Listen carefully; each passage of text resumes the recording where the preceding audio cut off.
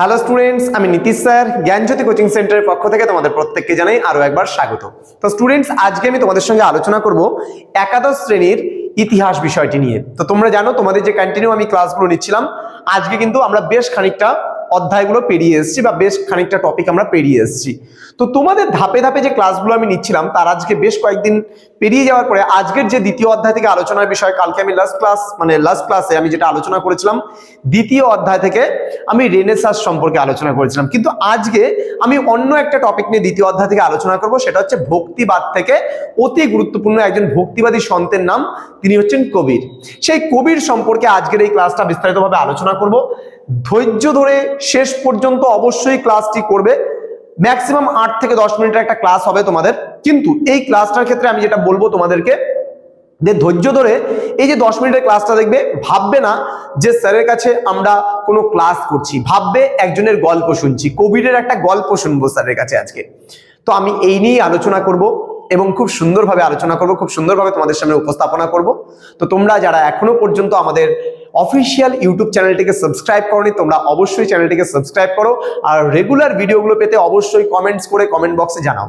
তোমরা যদি অনলাইনে আমার কাছে সরাসরি পড়তে চাও তাহলে অবশ্যই যোগাযোগ করতে পারো ইতিহাস বিষয়টি পড়ার জন্য 7076398606 নাম্বার এবং 6295916282 নাম্বারে।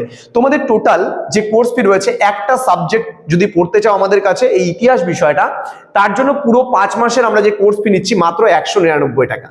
এবার তুমি যে দুটো সাবজেক্ট আমাদের কাছে পড়তে যাও সেক্ষেত্রে 299 টাকা পুরো 6 মাসের কোর্স ফি। তিনটে পড়তে চাইলে সাবজেক্ট 399, চারটে সাবজেক্ট পড়তে চাইলে 499, 5টা সাবজেক্ট পড়তে চাইলে 599 এবং 6টা সাবজেক্টে যদি তুমি পড়তে চাও আমাদের কাছে তাহলে 699 টাকার বিনিময়ে তুমি পুরো কোর্সটা কিন্তু করতে পারছো আমাদের কাছে, পুরো সেমিস্টারের কোর্সটা। তো দেরি কিসের, আজই যোগাযোগ করতে পারো আমাদের অফিসিয়াল নাম্বার এবং তুমিও যুক্ত হতে পারো আমাদের অনলাইন ক্লাসে। চলো আলোচনা করছি আজকের ক্লাসটা কবির সম্পর্কে। দেখো, মধ্যযুগের ভক্তি আন্দোলনের মধ্যে যাদের নাম সব থেকে বেশি স্মরণীয় তাদের মধ্যে অন্যতম একজন কিন্তু ছিলেন কবির। এবার আমরা প্রত্যেকেই জানি কবির কিন্তু একজন ব্রাহ্মণ বিধবার সন্তান। ঠিক আছে, কবির একজন ব্রাহ্মণ বিধবার সন্তান এবং কবির কিন্তু একজন মুসলমান তাঁতির ঘরে কিন্তু লালিত পালিত হন এবং বড় হয়ে ওঠেন।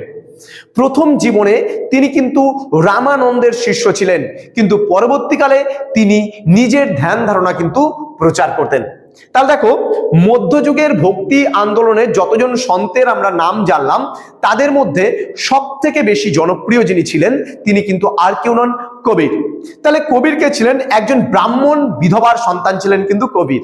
তিনি একজন মুসলমান তাঁতির বাড়িতে কিন্তু লালিত পালিত হন তার বাবা মা মারা যাওয়ার পরে, এবং প্রথম জীবনে তিনি রামানন্দের শিষ্য ছিলেন, কিন্তু পরবর্তীকালে কিন্তু তিনি নিজের ধ্যান ধারণা প্রচার করতে শুরু করেছিলেন। এবার কবির বলতেন যে ঈশ্বর এক, কেবল নামেই কিন্তু ভিন্ন। আমরা জানি ঈশ্বর কিন্তু এক, নামেই শুধুমাত্র ভিন্ন। কবিরের মতে কিন্তু আল্লাহ এবং রাম কিন্তু একই ঈশ্বরের কিন্তু ভিন্ন ভিন্ন নাম। তাহলে কবির কি মনে করতেন যে রাম এবং আল্লাহ একই ঈশ্বরের আলাদা আলাদা নাম। যেমন একটা মানুষের অনেকগুলো নাম থাকে, ঠিক একইভাবে ঈশ্বর কিন্তু একজনই আছেন। তো ঈশ্বর শুধুমাত্র নামেই আলাদা। যারা ইসলাম ধর্মাবলম্বী তারা আল্লাহ বলে তাকে মানছে, হিন্দুরাই কিন্তু তাকে রাম বলছে। তাহলে জগতের সৃষ্টিকর্তা আমরা প্রত্যেকেই বলি একজন। তাহলে আমি যাকে রাম বলছি সে তাকে আল্লাহ বলছে, খ্রিস্টান তাকে জিসাস বলছে। এই তো বিষয়টা, খালি নামেই কিন্তু তারা ভিন্ন। ঈশ্বর যে সৃষ্টিকর্তা সে কিন্তু একজনই, তাই না? আমরা সকলেই কিন্তু এটা বিশ্বাস করি। তো কবির বলতো ঈশ্বর মন্দিরে নেই, ঈশ্বর মসজিদে নেই, ঈশ্বর যোগে নেই, ঈশ্বর ত্যাগে নেই, ঈশ্বর কিন্তু কোনো কিছুর মধ্যে নেই। ঈশ্বরের অধিষ্ঠান কিন্তু মানুষের হৃদয়ের মধ্যে, অর্থাৎ প্রতিটা মানুষের হৃদয়ের মধ্যেই কিন্তু ঈশ্বরের অধিষ্ঠান। এবং কবির যে তার নিজস্ব ধ্যান ধারণা, সেই নিজস্ব ধ্যান ধারণাগুলো কিন্তু খুব সুন্দরভাবে প্রচার করতেন, যেগুলো দোহার মাধ্যমে। কবির হিন্দি ভাষায় ছোট্ট ছোট্ট 2-4 লাইনের যে কবিতাগুলো লিখতেন সেগুলোকে দোহা বলা হতো, হিন্দি ভাষা সেগুলো লিখতেন।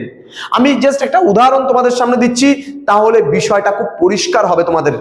কি কবির বলতেন যে जैसे तिल में तेल है, जीव चकमकी में आग, तेरा साई तुझ में है, तू जाग सके तो जाग। কত সুন্দর কথা। দেখো কি বলেছেন যে খুব ভালো করে তিনি বলেছেন জৈসে তিল মে তেল হ্যায়, অর্থাৎ তিলের মধ্যেই কিন্তু তেল থাকে, কিন্তু সেই তেলটাকে পেতে গেলে তোমাকে কষ্ট করে সেই তিলটাকে পিষেই কিন্তু তেলটাকে বার করতে হবে।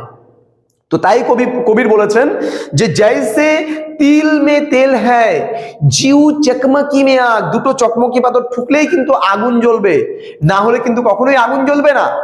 তো বলছে তেরা সাই তুঝ মে হ্যায়, অর্থাৎ তোমার ভগবান তোমার মধ্যেই আছে। তু জাগ সকে তো জাগ, মানে তুমি জাগতে পারো তো জেগে ওঠো। তাহলে এই যে আজকের ক্লাসটায় আমরা কবির সম্পর্কে যে জানলাম, ভাববে না যে স্যারের কাছে একটা পড়া পড়লাম, ভাববে একটা গল্প শুনলাম। কার? কবিরের গল্প।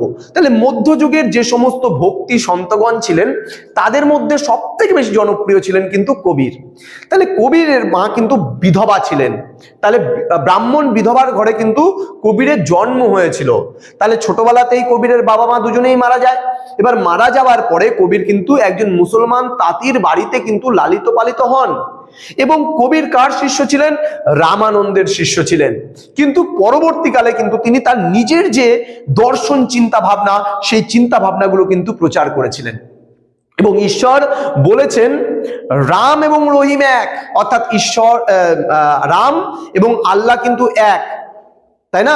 শুধুমাত্র নামেই কিন্তু তারা আলাদা, আর কিচ্ছু নয়। তিনি বলতেন যে রাম এবং রহিম কিন্তু এক, শুধুমাত্র নামেই কিন্তু তারা ভিন্ন বা আলাদা। একটা সন্তান, খুব ভালো করে লক্ষ্য করবে তুমি, একটা সন্তান যদি হিন্দু ঘরে তার যদি জন্ম হয় তাহলে তার নাম দিচ্ছে রাম শ্যাম। যদি সে মুসলমান বাড়িতে লালিত পালিত হয়, বা মুসলমান ঘরে যদি কোনো একটা সন্তানের জন্ম হয়, ইমরান, আসমান, ওমান, এই সমস্ত নাম দিচ্ছে। তো তাহলে চিন্তাটা করো যে সন্তান, মানুষ্য সন্তান, তাহলে আমিও মানুষের সন্তান, তুমিও মানুষ সন্তান, প্রত্যেকেই মানুষের সন্তান। কিন্তু এই মানব সন্তানই কিন্তু যখন হিন্দুর বাড়িতে জন্ম নিচ্ছে তখন তার নাম একটা হিন্দুর মতন, যখন সে মুসলমান বাড়িতে লালিত পালিত হচ্ছে তখন কিন্তু ইমরান, কামরান, এই সমস্ত নামগুলো সে পাচ্ছে। তাহলে মানুষেরই কিন্তু ভিন্ন ভিন্ন নাম যেমন রয়েছে, তেমন ঈশ্বরেরও কিন্তু ভিন্ন ভিন্ন নাম রয়েছে, আলাদা আলাদা নাম রয়েছে। এবার কবির খুব সুন্দরভাবে বলতেন যে ঈশ্বরকে তুমি মন্দিরে পাবে না, ঈশ্বরকে তুমি মসজিদে পাবে না, ঈশ্বরকে তুমি গির্জাতে পাবে না, ঈশ্বরকে তুমি আচারে পাবে না, ঈশ্বরকে তুমি বিচারে পাবে না, ঈশ্বরকে তুমি যোগে পাবে না, ঈশ্বরকে তুমি ত্যাগে পাবে না। ঈশ্বরের অধিষ্ঠান হচ্ছে প্রতিটা মানুষের হৃদয়ের মধ্যে। তাহলে প্রতিটা মানুষের হৃদয়ের মধ্যে হচ্ছে ঈশ্বরের অধিষ্ঠান, যেটা কবির বিশ্বাস করতেন।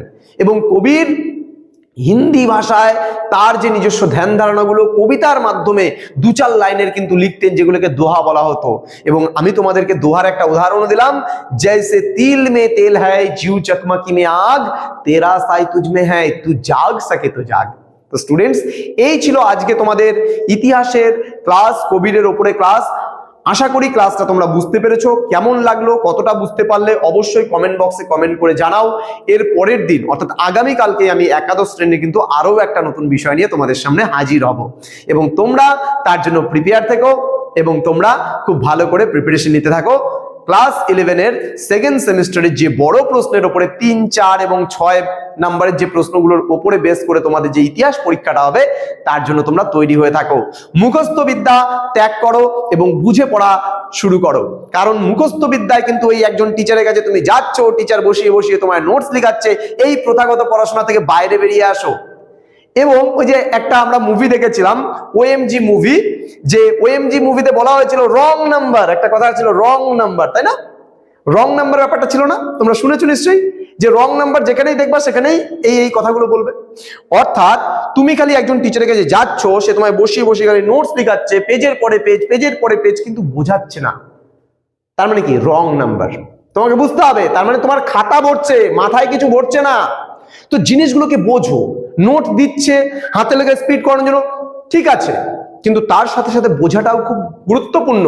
এই যে আজকে যে তুমি ক্লাসটা করলে, আমি বলছি তুমি মোবাইলটা বন্ধ করো, এখন বন্ধ করে পজ করে তুমি যা শুনলে সেটা তুমি লেখার চেষ্টা করো। আমি বলছি তোমার কোনো নোটসের প্রয়োজন পড়বে না, দরকার নেই কোনো নোটস পড়ার। আমি রেনেসাঁস ক্লাস বুঝিয়েছিলাম, যেটা তুমি যতটুকু তোমার মাথায় ঢুকেছে তুমি রেনেসাঁসটা না দেখে লেখার চেষ্টা করো, দেখবে তোমার নোটস রেডি। তুমি কোভিডটা আজকে তোমাকে পড়ালাম, কোভিডটা তুমি না দেখে লেখার চেষ্টা করো, দেখবে তোমার কোভিড কমপ্লিট। তোমাকে ওই বই থেকে নোটস পড়ার প্রয়োজনে বই পড়ো, কিন্তু নোটস পড়ে নোট হয়ে যেও না নিজে।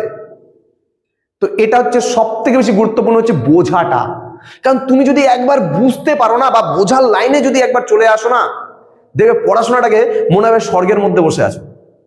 আর ওই নোটস নিয়ে গিয়ে খালি মাথা ভর্তি করছো, পরীক্ষার আগের দিনও প্রেশার, আমার তো কিছু পড়া হচ্ছে না, কি করে পরীক্ষা দেবো। তো সেই প্রথাগত পড়া থেকে বাইরে বেরিয়ে আসতে হবে স্টুডেন্টস, তবেই দেখবে পড়াশোনার যে আসল মজাটা না পাবে তুমি। চলো, দেখা হচ্ছে আরো একটা নতুন ভিডিও নিয়ে খুব তাড়াতাড়ি তোমাদের সঙ্গে। তোমরা প্রত্যেকে ভালো থেকো, সুস্থ থেকো। Thank you so much, thanks for watching after all, thank you.